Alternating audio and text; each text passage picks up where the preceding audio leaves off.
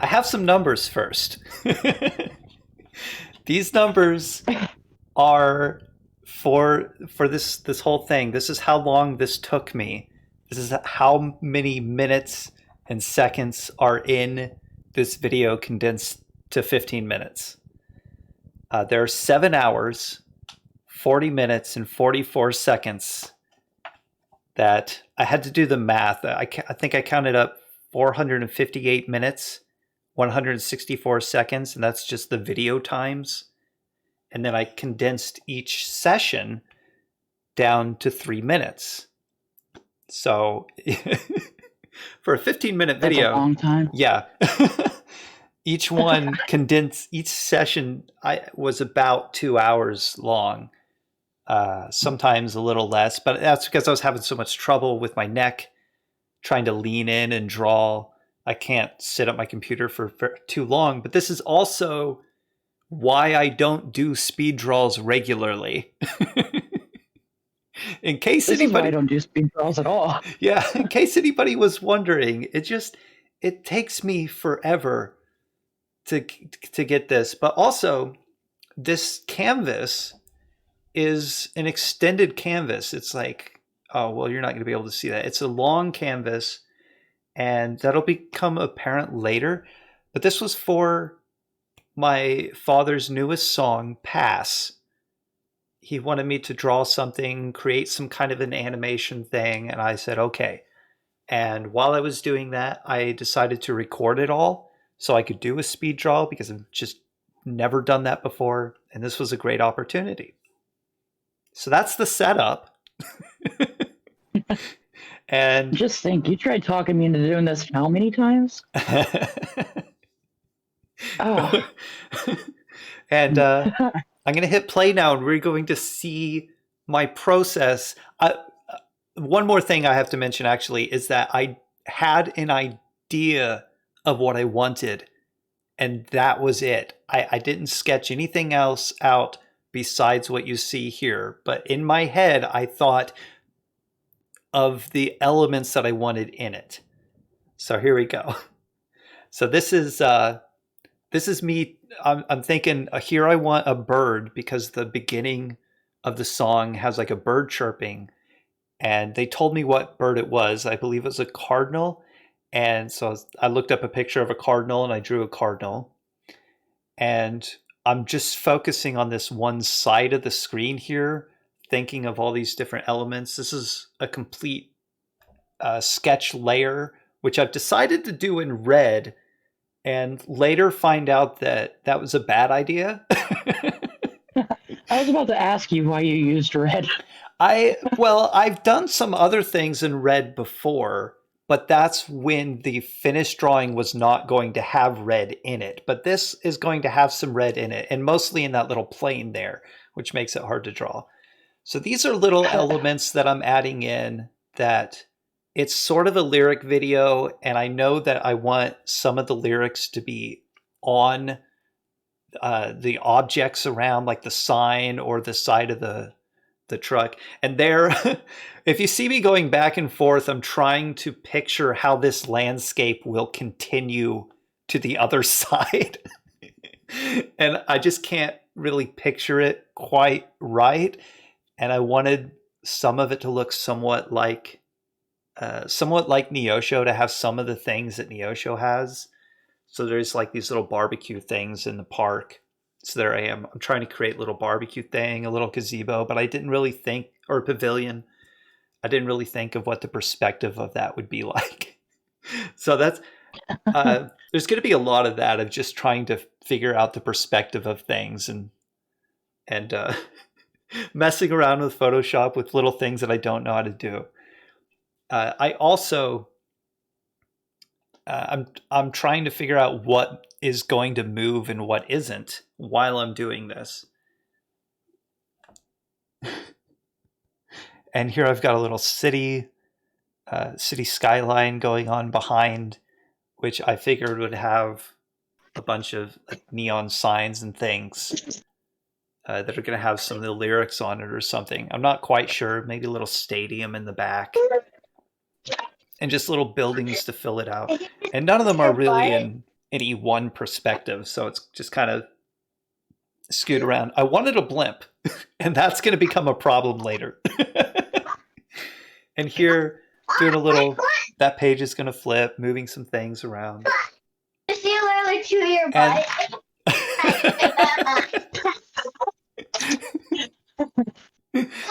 I went in to get my phone charger, and my daughter just like grabbed my butt and she goes, "Mommy." Okay. And here I was thinking, I was running out of room for things. Sorry, the opposite. I had too much room and I was running out of things to put in the space. So I was trying to think of a couple things on the fly because this was, I believe we're on the second session now, maybe, where I was filling in the rest of this, or maybe this whole sketch. I don't know. How long are we in? No, this is still the first session. There's going to be a little jogger. And I think that's it. So this is the second session. And here's another huge mistake that I made. So this is a brush that I created. And then I put a smear on it. And I was like, oh, no. I had to wait for that. I think that took about 20 minutes to finish. So this brush that I created alternates between the two colors that I have selected. So I have to be very careful. And it also, it changes which one is prominent based on the pressure that I apply on the pen. And I created this brush just for this, just for this one work right here. So there I go, blurring things and changing some colors around because I'm not quite happy with it. And I also realize that as I'm adding layers, I'm putting things in sort of the wrong place. Trying to work with making this brush look like a tree or different trees, just really going at it and painting over it until I'm satisfied, and then I'm still not satisfied. Like making new layers of things. I really like the brush that you made, though. The multiple color layering. Yeah, thank you. It took a while. I'm not sure how I long. don't doubt that. Because it's the first brush I've ever made on my own. And I thought if I could do something that looks like paint but can do things that I can't do with real paint, then it's going to do what I want it to do, which is make this very tedious look to it, like I've just gone layer after layer after layer of different types of hues and things and shades. So these color layers here, as you can see on the right side there, I'm working on layer 11. I just keep adding all these different layers that are at some point going to become kind of pointless and I have to merge them. But that's because I want certain elements to move independently. Like this blimp here is its own layer. And I want this blimp to move across the sky behind the buildings, in front of the clouds, and the clouds are in front of the sky color, and just all. But also it can intersect with certain things like this plane, which is on its own layer. Doing some neat little light tricks here that I learned recently when designing Energy Blast for things, which is to have the white inside of it. And here with the stadium, I was just having all sorts of trouble with the color. I just didn't know what color I wanted this thing to be or how this brush was going to work with this. So there I go, experimenting with the colors, finally find one that works. And this is another reason why I like doing this on Photoshop, is because I put that color behind this red layer. And there's going to be things that I'm just immediately going to be painting right over it. So I don't have to stop putting the color somewhere. I can just put it as far down as I want, knowing that things are going to cover it up. There we go, filling in those buildings. And you can see that there is a bit of an issue with the green below it, which is that there's a layer that's been painted in the wrong spot. I did notice that one of your purple buildings look like it has hair. Yes, there's Yeah, whenever you zoom in, they all have hair. yes, I'm going to have to remove certain things later, but for the most part, like the fuzziness, I'm okay with because you don't zoom in on it during the actual music video. Yeah. So here I go. I'm erasing I'm guessing that was the type Hill. of brush you used. No, that was the eraser. I erased Hill that had gone where it shouldn't have gone because I put it on the wrong layer. No, I'm talking about the hairiness on the yes, drawing lines. yeah, the I'm hairiness. assuming that, or the color lines. I'm guessing that's from the brush you used. Yeah. And it also does this where if I'm doing that behind the red lines, I'm not going to see where the gaps are because I assume a little too much that it's covering everything. So I had to go in behind the house and paint a solid layer behind that so that it covered that up. So there's a building on fire, which isn't necessarily part of the song, but I was picturing something here with these firemen and the fire hose. And during the video, you'll get to see that the water spouting out of the hose is moving up and down to put out the house, which was a lot easier than most of the other moving parts in this. There I go. So that was a red fire truck with trying to draw on red lines in there. I'm trying to figure out how to make the hose connect to the fire hydrant, which I couldn't figure out how to do. So I just decided to leave it the way it is because those trucks also do carry some water with them. And now doing the moving truck and certain layers. By this point, I have a better understanding of how this brush is going to cover things. So I know what parts I want to do first. I know how I want to fill it. I know how the pressure is going to work. So this is going to be a lot smoother from this point on. And this building, I don't know what that was. I don't know what I'm doing right now. I guess I'm messing with colors.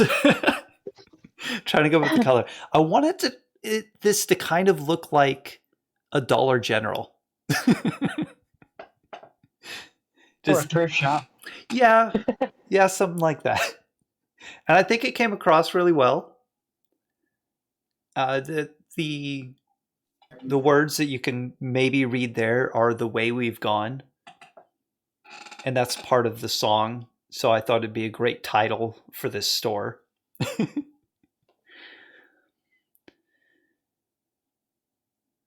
There we go, making some concrete slab.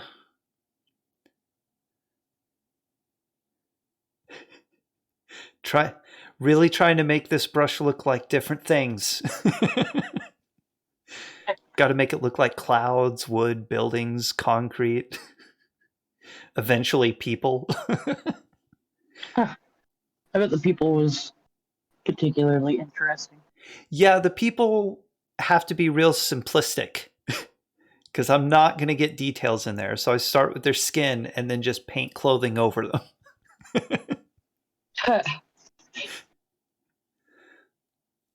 Everybody wearing blue jeans, some type, some kind of denim.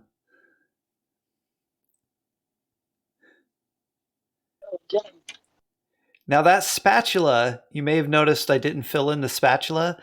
I come back and get that after this video was made. I think. I don't think I ever did the spatula in the video.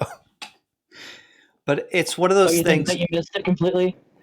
It's in the final video, and at some point while I was editing the music video, I noticed that, and because this is Adobe, and the editing program that I'm using for the video is also Adobe, I was able to just open the source, paint the spatula, and save it, and it added it to the editor. So there's my my newspaper, which will have a page turning animation to it. So I've got to draw this newspaper 3 times, or maybe copy one layer and just type something different on it. So there you go. I think I copied it there. And I put this person in front of it, which, yeah, I definitely put their ear in the wrong place on the sketch layer. So I corrected that.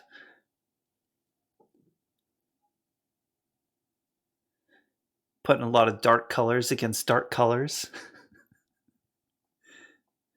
And then the foremost layer, which is the first thing I sketched out, is this nice little tree here. And the birdie.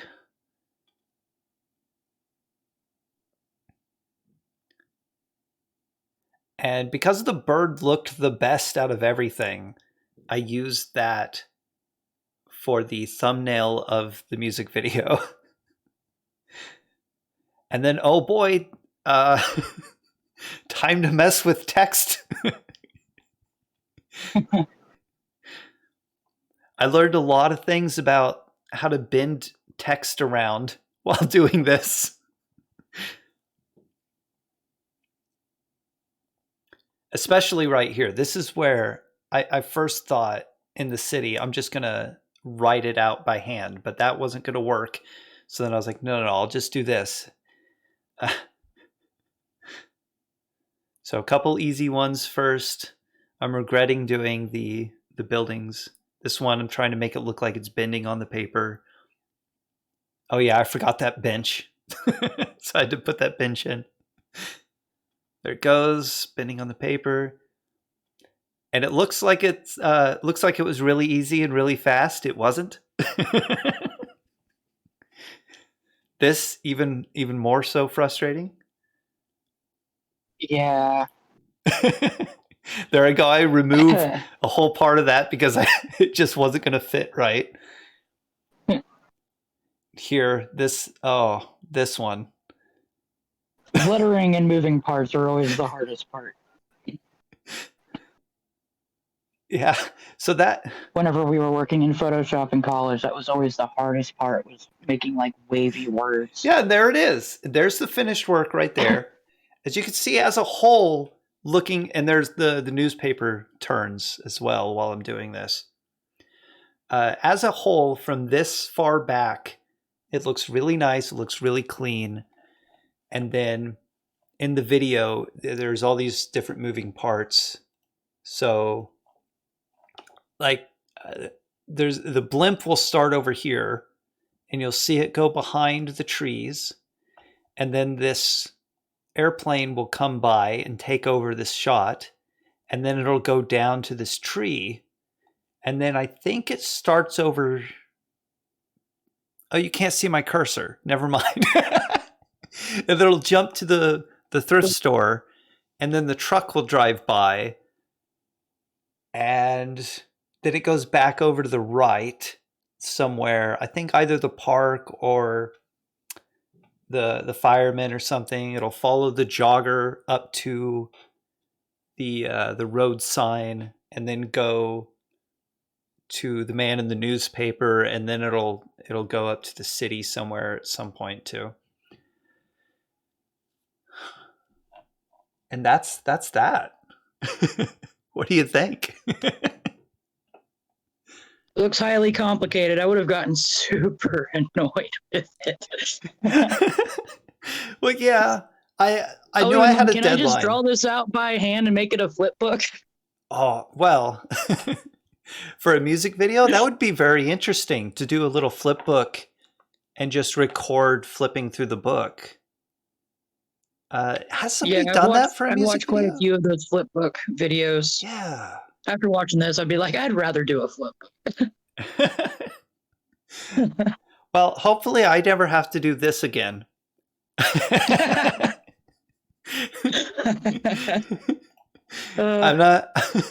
I'm not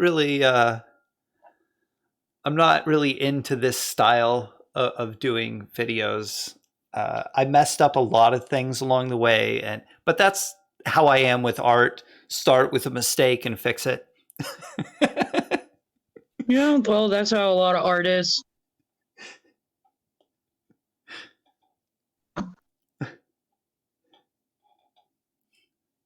Yep.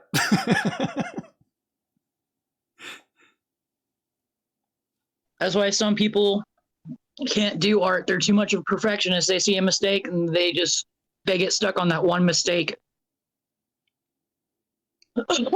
Sometimes art is the imperfections. That's, yes, well said.